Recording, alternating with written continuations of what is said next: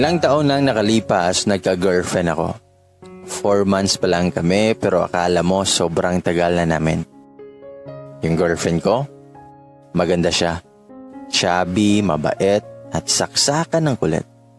As in super kulit. Pagkakulit-kulit talaga. Yung tipong tag ng kung ano-ano sa akin sa mga relationship pages at iba pang kakulitan. Minsan pa hindi makapaghintay na itag ako. Yung tipong, baby, tag mo ko dito. Baby, tag mo ko dyan. Pag hindi ko tinag, magtatampo. Pag hindi ko pinansin yung tag niya sa akin, magtatampo. Tapos napaka-silosa. As in sobrang silosa. Araw-araw salos. Ang reason niya, mahal na mahal lang kita baby. Ayaw kitang mawala. Alam ko na kapalit-palit ako. Maraming mas magaganda dyan sa Manila. Takot lang akong maagaw ka sa akin ng iba. Diba napaka-drama? Minsan nga nobela ang sinasabi niya pero isang word lang i-reply ko. By the way, LDR kami. Nagkakilala kami nung minsang magbakasyon ang parents ko sa Davao. After ilang buwang panliligaw, sinagot niya rin ako pero sa Manila na ako that time nung sagutin niya ako. So eto na nga. Umikot yung 4 months namin sa puro Skype, text, chat at call. Mahal ko siya. Oo. Pero ramdam kong mas mahal na mahal niya ako. Third boyfriend niya ako. Then 10th girlfriend ko siya. Alam ko password niya kahit wala naman akong balak na kunin yon sa kanya. In fact, siya pa nga ang nagpipilit na buksan ang FB niya at siya mismo ang nag-volunteer na ibigay ang password niya sa akin. Wala naman akong hilig magbukas ng Facebook ng iba. Napakakulit niya. Alam niya kasi hindi ko ino-open ang Facebook niya kaya send siya sa akin ng send ng mga screenshots ng mga lalaking lumalandi sa kanya. Like, wala naman akong pakialam dyan. Alam ko naman kasi na hindi mo ko kayang ipagpalit. Hindi niya alam ang password ko. Never niya rin hiningi sa akin. Which is good kasi marami akong nilalandi na ibang babae bukod sa kanya. Nakakasakal kasi siya. Saka LDR, napakahirap. Tapos poro pasalos. Kaya madalas hindi ko siya kinakausap. Kung hindi niya ako kayang palitan, well ako, kayang-kaya ko kahit pa sa loob pa lang ng ilang araw o linggo. Ilang araw siyang nagmamakaawa sa akin na baby, pahingi ng oras mo. Ako naman please. Katunayan, gumawa rin siya ng schedule ko. Monday to Friday, school day at tropa day ko raw yun. At yung free time ko raw doon, baby time naman. Tas every Saturday and Sunday, kung pwede raw sa kanya yung buong oras ko sa araw na yun. So ako, para matigil na siya sa kartehan niya, umoo na lang ako. Pero nagdaan ng araw, wala pa ding pagbabago sa akin. Alam kong nasasaktan siya. Alam kong alam niya na may iba pa akong babae bukod sa kanya. Madalas niya kang awayin. Madalas niya akong hiwalayan pero kampante ako kasi alam kong babalik at babalik pa rin siya sa akin. Kahit na gaano pa kasama ang gawin kong kasalanan. Mahal na mahal niya ako. Randam ko yon. Hindi ako manhid. Nagbubulag-bulagan siya sa mga kagaguhan ko. Pero ako, nagpapatuloy pa rin sa mga pangbabae ko. And until one day, napagod siya. Sumuko siya. Sinukuan niya ako. Nag-away kami nung hiningi niya sa akin yung password ko. So ako naman binigay ko sa kanya.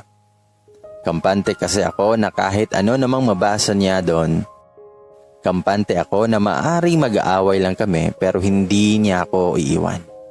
Mahal na mahal niya ako eh. So eto na nga. Binuksan niya yung Facebook ko. Marami siyang nabasa na kalandian ko. Na yung mga panahon na yon habang kinukulit niya ako na mag-Skype kami, Ako naman ay may kachat na iba at nagbabalak makipag-date sa iba. Puro babae at kabastusan laman ng inbox ko. Nag-away kami. Inaway niya ako kagaya dati. Pero ako, chill lang. Alam ko naman kasi na kinabukasan okay naman kami. Mauuto ko na naman. Konting lambing ko lang, okay naman kami niyan. Akala ko magkakaayos lang kami, kagaya ng dati. Ang haba ng message niya, puro pagdadrama. Ako naman, okay lang ng okay mga reply ko. Ni hindi ko nga binabasa ang mga pagdadrama niya. Nung hindi pa rin siya matapos sa kakadrama niya, tinulugan ko siya. Ni hindi ako nakapag-sorry sa kanya. Galit siya. Mas galit ako sa kanya dahil napakasiloso niya. Kinabukasan, nakablock ako sa kanya. So what? Sanay naman ako na ibablock niya ako . Maya-maya niyan o kinabukasan, i-unblock lang din ako niyan. O baka nga tawagan pa ako niyan. Paglamig ng ulo niyan, mangungulit at mambubuisit na naman yan. Pero nagkamali ako. Dumaan ang mga araw, linggo, buwan at taon. Walang baby na nangungulit na itag ako. Walang baby na maya't maya minimension ako sa mga relationship goals na pages. Walang baby na nangungulit na tumawag ako. Walang baby na tumatadtad ng calls kahit hindi ko naman sinasagot. Walang baby na nagparamdam sa akin. Pero okay lang sa akin yon dahil marami naman akong babae na mas maganda sa kanya. Mga babaeng nakakasama at nakakama ko. Nagpakasaya ako. Ni hindi nga ako gumawa ng paraan para suyuin siya. Hanggang isang araw, nakita kong nag-post ang kapatid niya. Naalala ko, birthday mo pala. Sobrang laki ng pinagbago mo. Mas lalo kang gumanda. In-unblock mo na pala ako kaya na-stalk kita. I-add sana kita. Gusto ko makipagkaibigan at bumawi sa'yo. Kaya lang napaatras ako sa balak ng pag-add sa'yo. Ang baby ko, engaged na pala sa iba. In-stalk pa rin kita kahit nasaktan ako sa nalaman ko. Bago lang pala kayo. Magdadalawang taon na nakalipas simula na maghiwalay tayo. Pero nitong March 1 ka pa lang ulit nagka-boyfriend ng iba. Ang sweet mo sa boyfriend mo. Kasing sweet noong ako pa ang mahal mo. Bagay na bagay kayo. Hindi ka pa din pala nagbabago. Ang kulit mo pa din sa taong mahal mo. Parang nung tayo. Ang pinagkaiba lang ay ibinabalik niya sa'yo yung kaswitan na ibinibigay mo. Hindi gaya ko. Inamin ko na makita ulit kita pagkalipas ng 2 taon.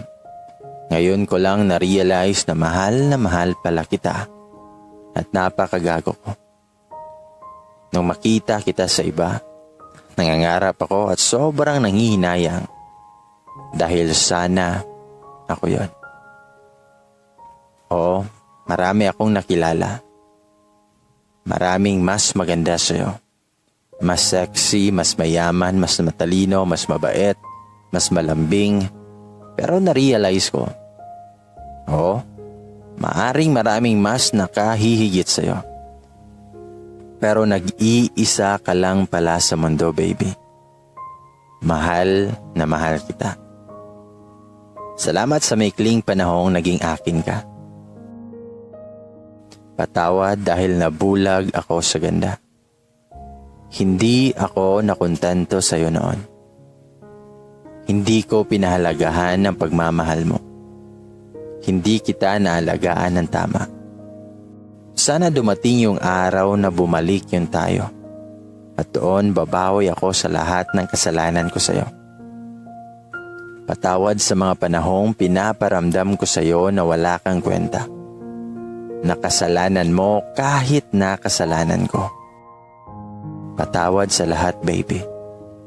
Mahal na mahal pala kita.